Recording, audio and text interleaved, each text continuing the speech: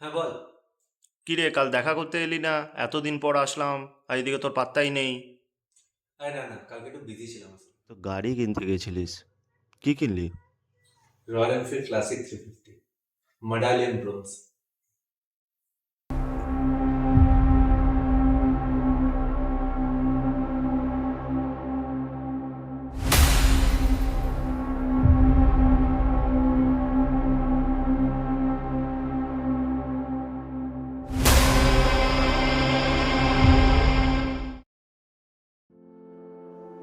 Morning রুটিনটা করেছিলাম mechanically, but মনটা একটাই জিনিসে আটকে ছিল, Royal Enfield Classic 350 medallion bronze.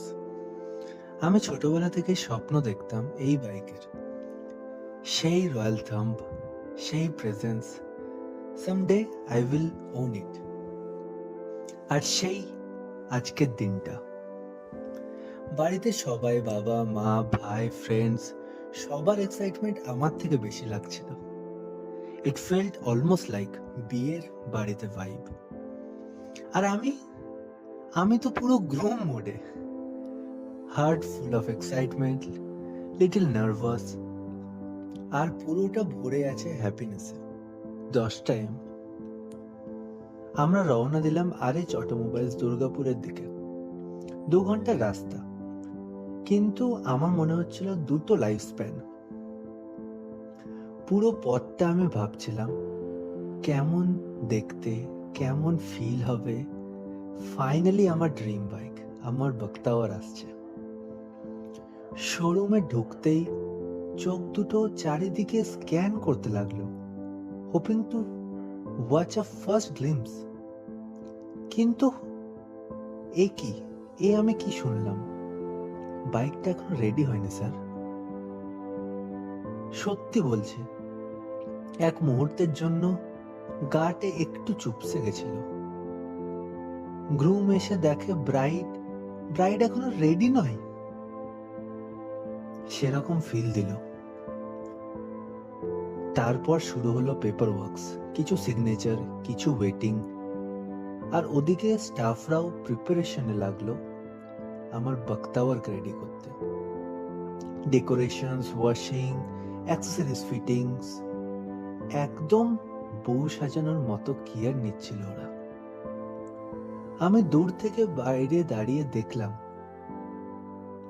আর মনে হচ্ছিল হ্যাঁ, ওটাই আমার।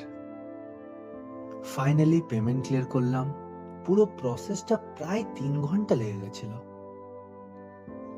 কিন্তু বিশ্বাস করো, each moment felt like worth it, কারণ every minute was building up to that one magical moment.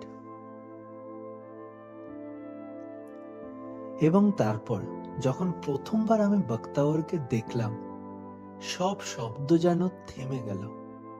The bronze shining, the Chrome glowing, the royal thumb যেন চেস্টের ভেতরে লেগে লাগলো। স্বপ্ন সত্যি হওয়ার এরকম অনুভূতি লাইফে খুব কম আসে। যখন আমাকে চাবিটা হাতে দিল, মনে হচ্ছিল কেউ আমার হাতের ওপর নিজের সব রেসপন্সিবিলিটি, সব ট্রাস্ট দিয়ে দিচ্ছে, like a groom receiving his bride.